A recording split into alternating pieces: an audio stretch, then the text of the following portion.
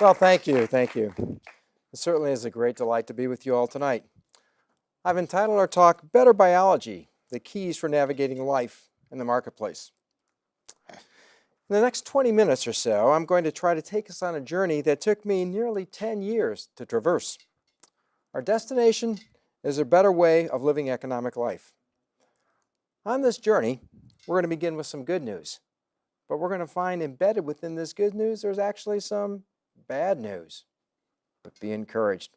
We're going to conclude with some hopeful news. Our marker for success tonight is going to be if each and every one of us decides to change at least one economic behavior going forward. Let's begin with the good news.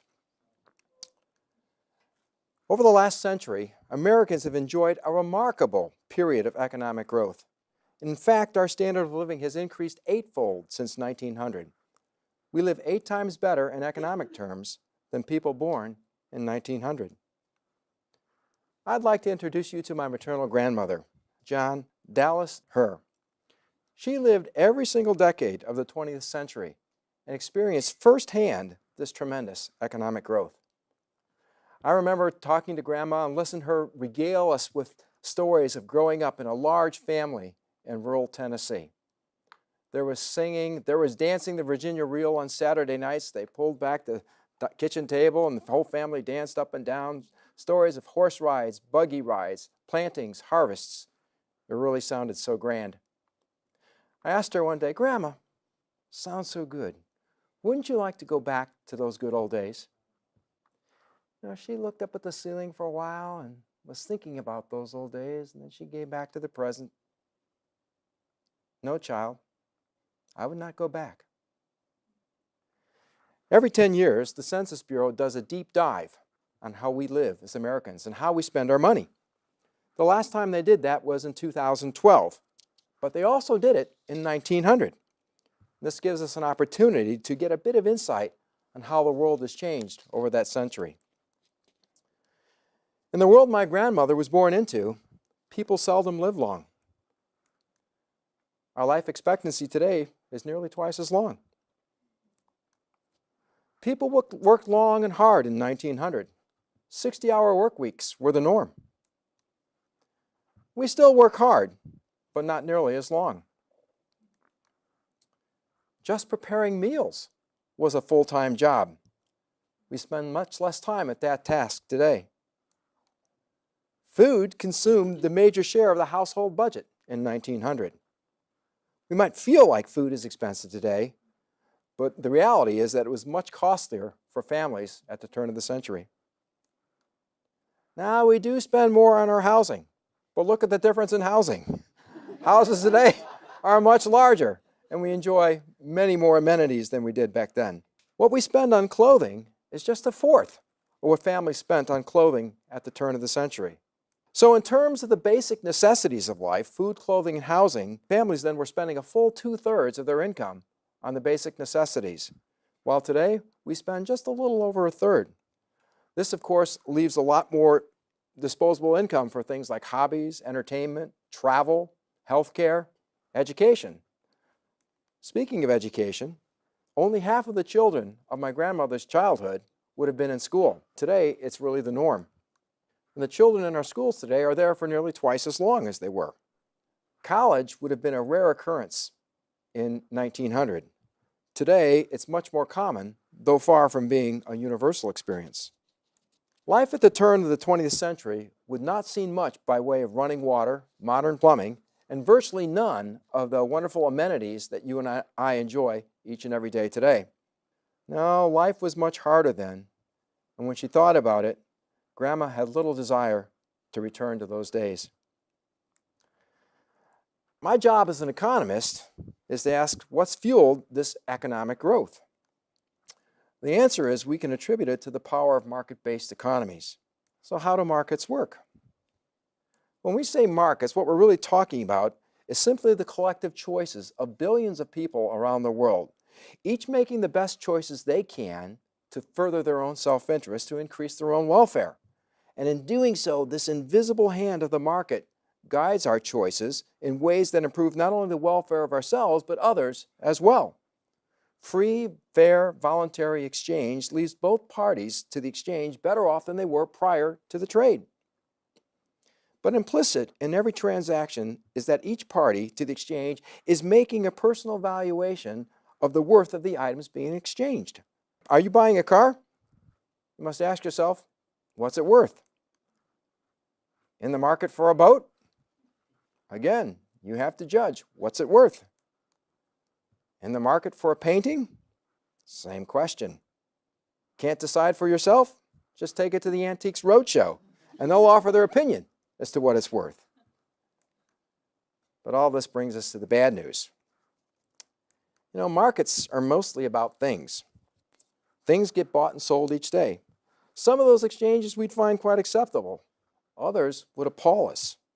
But markets in and of themselves don't really care, nor do they have the capacity to care.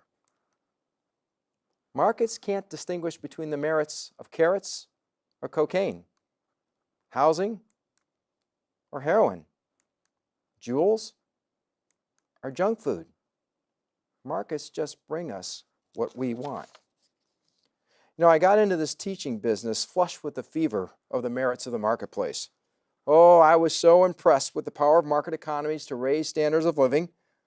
But then I came to realize that I was offering my students this delectable piece of fruit.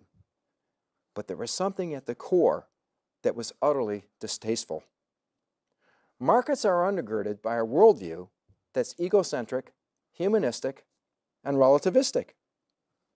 As a follower of Christ, I'm committed to a worldview that is Christocentric, others-oriented, and believes in ultimate truths that transcend personal human calculus. Christians put God at the center of everything. Markets put you and me at the center of everything. Just look at the brochures we have around campus to let our students about where they can go shopping. Baraboo, we've saved the best for you. Gurney Mills, it's all about you. Head up to Woodfield. Woodfield, everyone gets their own. So what's the problem with a relativistic worldview? Which of those lines is longer? B looks longer than A, but the truth of the matter is they're the same length. Which of those orange dots is larger? One appears to be larger, but what's the truth? They're exactly the same size. Which of those lines are parallel? Given the relative position of one line to the other, we'd say none of them appear to be parallel. But the truth of the matter is every one of those lines is parallel. A relativistic worldview cannot be depended upon to lead us to absolute truths. Is there a way forward? Here's some hopeful news. The great strength of markets is that it does an amazing job of reflecting our values. If you value chocolate, markets will get you chocolate. If you value strawberries, in time, market's going to figure, oh, you want strawberry? I'll get you strawberry. So if markets do such a great job of reflecting our values, then it's incumbent upon us to bring the right values to the marketplace. What values? I'll offer a list of 12. They come from a lifelong study of the Bible and from my years of studying history of economic thought, particularly as it relates to this notion of value. They represent the intersection of biblical thought and economic thought. As I talk about some of these values, I want you to think about what bad economic outcomes you are aware of that might have been avoided had these values been adhered to. I'll talk about a handful of them. People are more important than things. How many of you believe that? Anybody believe that? Great. How many of you believe that I believe that? Good. I believe it. So we were riding our bikes as a family. Me, my children, my wife at the back, baby on the back of the bicycle. Headed over to Grandma's house, Grandma and Grandpa's. They lived right across from a park in town. It was a Sunday afternoon, beautiful day. I was leading the troops. We got right within eyeshot of Grandma and Grandpa's house, right across in the corner of the park, when I heard the distinctive sound of metal on metal and breaking glass. The child right behind me had been watching my excellent leadership, but had been distracted by the children playing in the park, and as a result, didn't see the car that was parked along the side of the road. I went around the car. This child went into the back of the car. Hence, broken glass, metal on metal. Did I mention it was a brand new car? Yeah, still had the license applied for sticker on it. Did I mention it was a brand new Porsche? Yep. Child ran right back in the right. So, now the owner of the Porsche had been in the park, had witnessed the whole thing. He'd been swinging his little girl on a swing. It came running over, got right into my face. The first words out of his mouth was, "Is your son okay?" Isn't that beautiful? All right. I got to tell you the rest of the story. I didn't know. I'd been too busy inspecting the damage to the Porsche that I knew I was going to have to pay for. Oh, yeah. Now, I'm not proud of that story. But if you'd asked me 5 minutes before, what's more important, people or things, I would have said, bring a stack of Bibles. Give me a stack of Bibles that high. I'll swear on a stack of Bibles that I believe people are more important than things. And if you ask me what's more important, your child or a thing, I would have told you, my child, no question. So I have a little to-do list each and every day of how to live life and how to particularly live economic life. You know what's at the top? Remember, people are more important than things, because I know in the heat of the economic moment, people forget. Even people that believe that people are more important things forget. Leave everything a little better than you found it. The country was Honduras. It was early evening. The sun was setting. We'd been out in the fields of this finca on a farm with a student. Todd was his name. He was there as a hunger student. I was there visiting him. And we've been walking across, just getting a look at what was going on. He was there helping young orphan boys learn a living. And so that's why we were on a farm. So we were walking across the countryside, and there was a little path, and there was some trash over there. He wandered down, picked up that trash, put it in his pocket, got back, trash bin by the rest of the farmhouses, and he put it in a basket there. And I said, Todd, did you clean up the whole farm? What's going on? He said, well, you know, Honduras has experienced a lot of economic growth. And with that economic growth, there's just a lot more trash and garbage and stuff lying around. And I'd been to Honduras 10 years earlier, and you know, he was right. It was absolutely true. I'd noticed the same thing. There was just a lot more junk with the economic development. And that was the seed of a thought. I said, well, that's got to be number 2 on my list. Leave everything a little better than you find it. So to remind me of that, I've incorporated some habits. So every time I walk across campus, I try to pick up one piece of trash in honor of Todd. Now, I don't take responsibility for cleaning up the whole campus. All I have to do is leave it a little better than I find it. If I use a public restroom anywhere, I don't clean the whole restroom, but I always take a towel and I wipe down the sink right in front of there. I just have to leave it a little better than I found it. If every human being in economic life approached that life with that value, would the world look any different? It would. How would we leave our customers? Better than we find them. How would we leave our suppliers? Better than we found them. How would we leave our employees? Better than we find them. How would we leave the environment? Better than we find it. Leave everything a little better than you find it. Treat people like you want to be treated. Hear that before? 1902, a young man, 28 years old, drew a line in the sand and said, this is how we will run our business. His name was James Cash Penney. How many businesses can you name that were started in 1902 that are still here today? The Golden Rule is the foundation on which the company J.C. Penney was built, and it was built to last. Couple Golden Rule illustrations. Traveling with students in Europe, we've been in London, we were down in Amsterdam, we checked into our hotel. I shouldn't tell you the name of the hotel, but ask me afterwards and I'll tell you gladly. And gave our credit card because we had a bunch of rooms for all these students to pay for. Clerk at the desk took that card, said, there's a problem with the card. Oh, what's that? So the bank says there's a problem with the card. So we call the bank. He said, don't worry about it. Hang on. We'll call the bank. Call the bank. And the bank said, oh, 2 days ago, you were using that card in London. Now it showed up in Amsterdam. We thought it was a hot card. So we told the clerk they should check the ID of the presenter. So I went back down, explained the whole thing, talked to people in New York, got it all square. We headed off to dinner. Came back after dinner, just checking with her, everything okay? He says, not really. I said, what's the problem? He handed the card in 2 parts. He'd cut it in 2.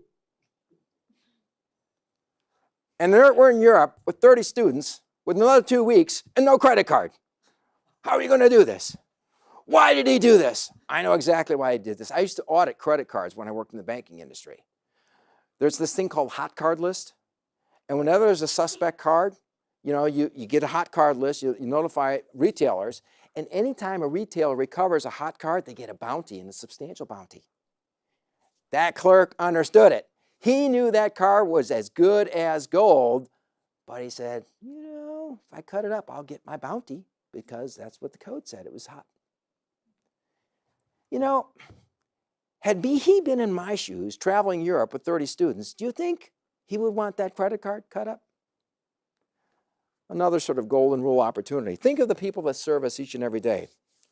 The next time you're waiting in line at the grocery store, just observe how people generally treat the good folks that serve us by checking out our food and putting it in bags. Oftentimes, they're treated as if they're barely human. Yet they have names, families, dreams, hopes, hurts, just like you and I do. They have name tags. I try to call these people by name. I try to ask them about their day. And I try to thank them for their service, particularly if it's on a weekend or at some odd hour of the day. Why do I do that? Well, if I was on their side, I think I would appreciate somebody recognizing my humanity and my desire to serve them. Treat other people like you want to be treated. Live for something good that's greater than yourself. People are born with this longing. Ultimately, a life lived for God is the only thing that will truly fulfill this desire.